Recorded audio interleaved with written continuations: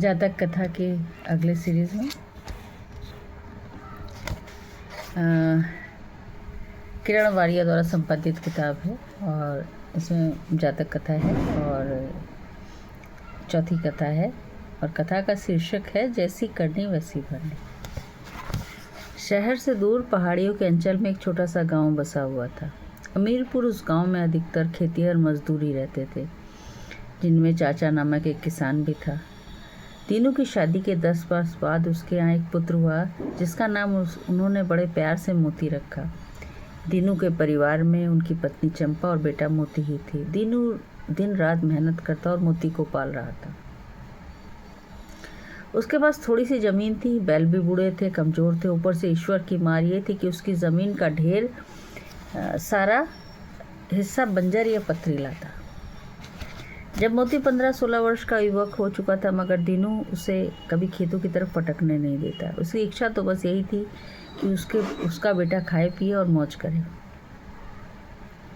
उसे कोई कभी कष्ट ना हो। वो दीनू की नज़र में वो एक नन्हा बालक था। कभी कभी मोती की माँ कहती, मोती के बापू, क्यों दिन रात खेतों में खपते रहते हो? अकेले कब तक पिसते रहोगी? भगवान की कृपा से अब बेटा बड़ा हो गया, उसे अपने साथ काम पर क्यों नहीं लगाते? स्कूल से आने के बाद वो यार दोस्तों के साथ गुलछर्रे उड़ाता रहता है। ओ मोती की माँ, आखिर अभी उसकी उम्र क्या है जो उसे मैं खेत में जोतूं? दीनू कहता है। कभी कभी तो अभी तो उसके खेलने खाने के दिन हैं। भूल गई क्या कि भगवान ने कितनी मिन्नतों और खुशामदों के बाद हमें एक बेटा दिया है? उसे तो बस पढ़ लिख लेने दो ताकि बड़ा आदमी बन सके। खेती बाड़ी क्या रखा है, इसे तो मैं कोई बड़ा अफसर बनाऊंगा। हाँ हाँ, भले ही खुद काम करते करते मर जाना, जरा अपनी सेहत का भी तो ध्यान दो। ये देखो, हड्डियों का ढांचा हुआ जा रहा है ये शरीर, समझ से पहले ही बूढ़े दिखाई देने लगे हो। अरे भगवान, तू मेरी फिक्र ना कर। मैं बूढ़ा हो रहा हूँ तो क्या हुआ, मेरा बेटा तो जवान होता जा रहा है। बस मेरे लिए यही काफ़ी है। शान से सीला फुलाकर दीनू से कहा, तू भी चिंता ना कर। जब अपने बेटा पढ़ लिख कर अफसर बन जाएगा तो हम आराम से बैठकर चैन की बंसी बजाएंगे। हमारा बेटा हमें मरते दम तक कोई दुख नहीं देगा। तुम यही सपने बुनते रहो। आजकल की औलाद का क्या भरोसा, क्या पता कल 2 वक्त की रोटी देगा भी या नहीं। किसी ने सच ही कहा है कि एक बाप 100 बेटों को पाल सकता है, मगर 100 बेटे एक बाप को नहीं पाल सकते। तुम पागल हो गई हो मोती की माँ, आश्चर्य से उसकी ओर देखते हुए दीनू कहता। कैसी माँ हो तुम जो अपने ही बेटे के ऊपर भरोसा नहीं करते हो? देखो जी, मैं पहले पत्नी हूँ फिर माँ हूँ। औरत की ज़िंदगी तो तभी तक है जब तक उसका सुहाग सलामत है। विधवा को कौन पूछता है? बेटों को भी बोझ नजर आने लगती है। अच्छा, अब ये सब बातें छोड़ो, दीनू ने हाथ उठाकर कहा, और चाहे जो भी कुछ हो जाए, मुझे अपने मोती पर पूरा भरोसा है। दीनू के विचार अपनी जगह ठीक थे, चंपा के अपनी जगह, लेकिन दोनों में से कोई ये नहीं जानता था कि कल क्या होगा। समय अपनी रफ्तार से गुजरता रहा।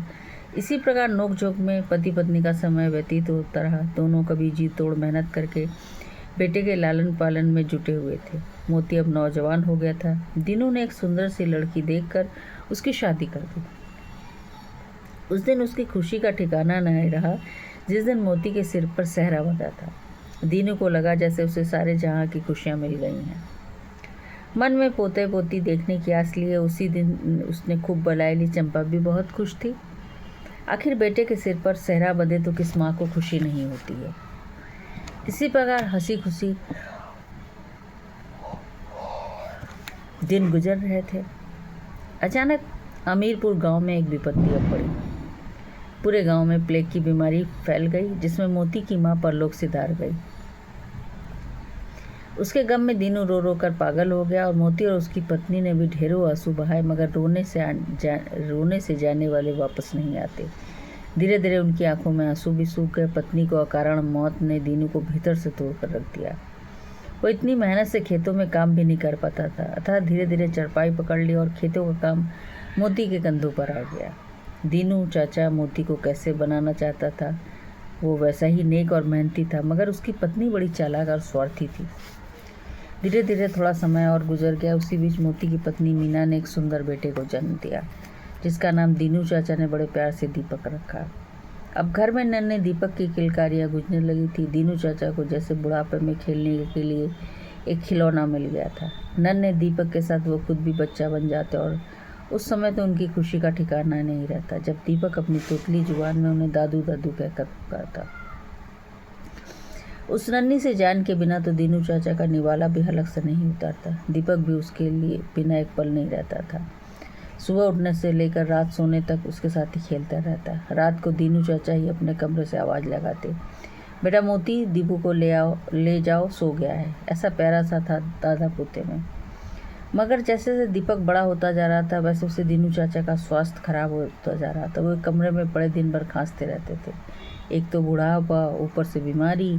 दीनू चाचा भीतर ही भीतर टूटते जा रहे थे। बुढ़ापा तो खुद 100 बीमारियों की बीमारी होता है, तो गैरों तो क्या अपनों की भी आंखें फेर लेने पर मजबूर कर देता है। मोती ने शुरू में उनकी काफ़ी देखभाल की, अच्छे से अच्छे वैद्य और हकीम की दवा दारू की, लेकिन अब जैसे उनकी बीमारी से तंग आ चुका था। उसकी पत्नी दूसरे विचारों की थी। वो बस अपना खाना पहनना ही अच्छा लगता था। एक दिन मोती ने अपनी पत्नी से कहा, मीना बाबू की तकलीफ़ें दिन ब दिन बढ़ती जा रही हैं। मेरा ख्याल है मैं उन्हें शहर में ले जाऊँ, किसी अच्छे अस्पताल में दिखाऊं। तुम्हारा तो दिमाग खराब हो गया, वो तो नक्कर बोली।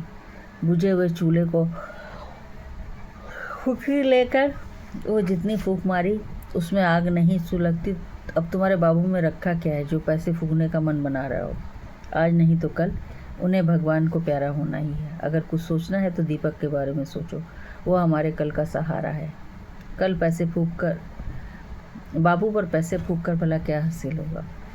मोती वैसे तो नेक सीधा था, लेकिन जरा दब्बू किस्म का था। दुनियादारी की बातों से उसे कोई खास समझ नहीं थी। पहले माँ बाप जैसा कहते थे वैसे ही करता था, पत्नी के कहने पर चलता था। मीना के कहने पर उसने दीनू की ओर ध्यान देना बंद कर और भी कम कर दिया। उसका तो अब एक ही काम रह गया था, सारा दिन मेहनत करना और कमाई के पैसे लाकर पत्नी के हाथ पर रख देना। मीना जहाँ और जहाँ जैसे चाहती उस पैसे को खर्च करती। मोती कभी उससे हिसाब किताब नहीं पूछता था। नन्हा दीपक भी धीरे धीरे बड़ा होता जा रहा था। उसका अधिकतर समय अपने दादू के साथ ही बीतता था। सच बात तो यह है कि बूढ़े दीनू के सुख दुख का साथी अब वही रह गया था। मोती सुबह शाम अवश्य दीनू का हालचाल पूछ लेता, मगर मीना तो उसके पास फटकती भी नहीं थी। वो चौका बर्तन कर रही होती और दीनू खांस पड़ता तो वो आंचल फैलाकर उसे कोसने लगती, बूढ़ा जाने कब मरेगा। आखिर एक दिन उसने तंग आकर मोती से कह दिया, देखो जी, मैं तो तुम्हारे बाबू की बीमारी से दुखी हो गई हूँ। रात दिन खांसते रहते हैं, मुझे लगता है उन्हें कोई छूत का रोग लग गया है। सो हमारे बेटे के लिए सेहत के लिए ठीक नहीं होगा। वो सारा दिन उस बुढ़े से चिपका रहता है। अगर उसे और भी कोई बीमारी लग गई तब हम क्या करेंगे? बात तो तुम्हारी ठीक है, दुखी होकर मोती बोला, मगर तुम ही बताओ मैं क्या करूं? दीपक उनके बिना नहीं रह सकता।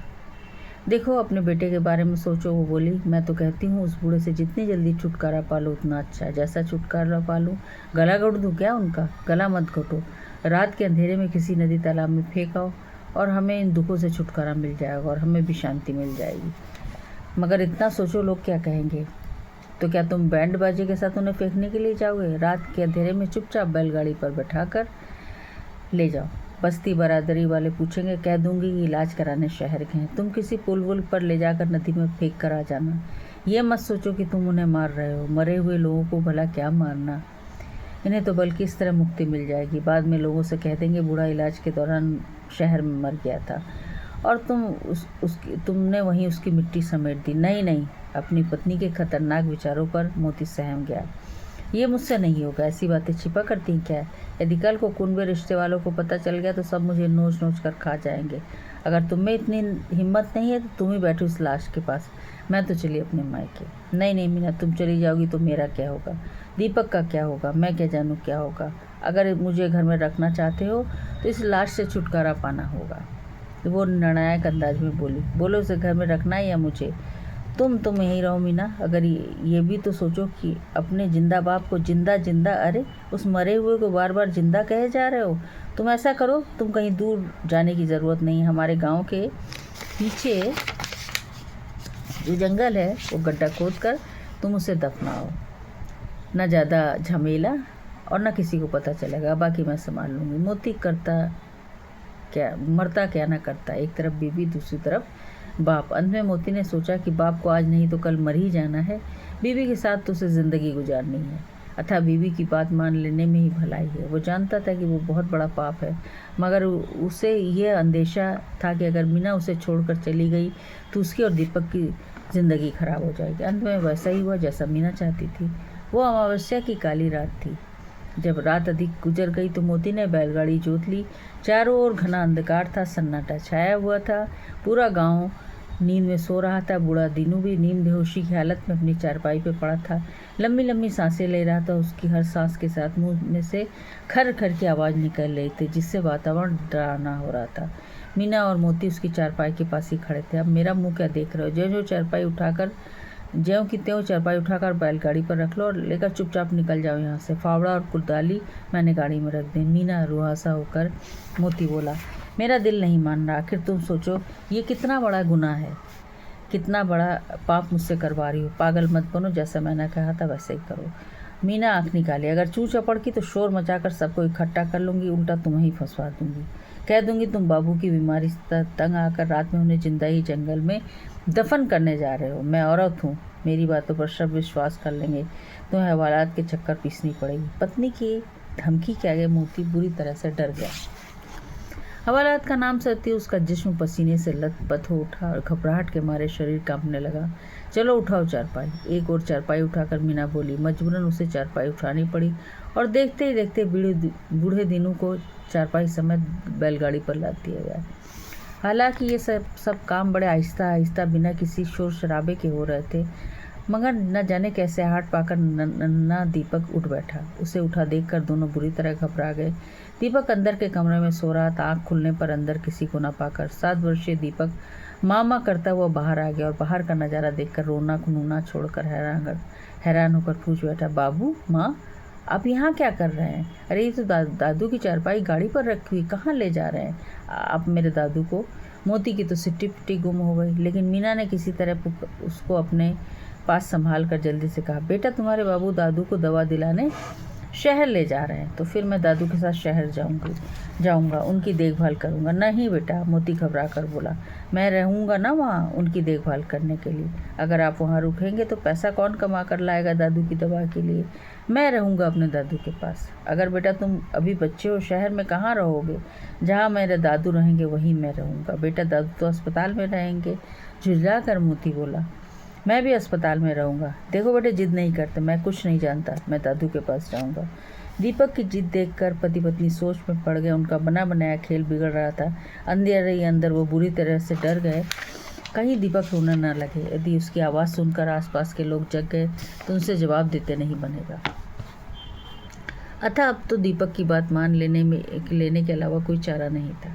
उसी वर्ष नन्हा दीपक बैलगाड़ी पर बैठ गया और अपने दादू का चेहरा देखने लगा। अब क्या करें मीना, मेरा ख्याल है हमें ये इरादा बदल देना चाहिए। तुम पागल हो गए हो, तुम तो बस किए किराए पर पानी फेरने के में जानते हो। सुनो, मीना ने कहा।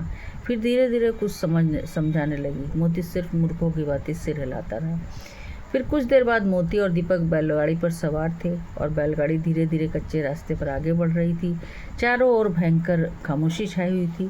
केवल बैलों के गले में बंधी घंटियां और गाड़ी के पहियों की चर्राहट की आवाज़ से ही वातावरण में गूंज रही थी। काफ़ी देर तक बैलगाड़ी चलती रही। नन्हा दीपक नींद में तो था ही, अथा दादू के सीने पर सिर रखकर उनकी चारपाई पर ही सो गया।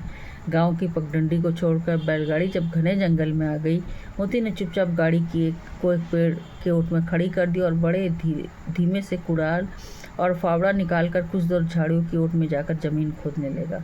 कुछ देर बाद दीपक की आंखें फिर खुल गई। उसने हैरानी से इधर उधर देखा, कहीं कोई नहीं था। बच्चा तो वो था ही, उसके मन में डर पैदा हो गया, मगर उसके कानों में कुदाल की आवाज़ सुनाई पड़ी। अब तो वो बुरी तरह डर गया।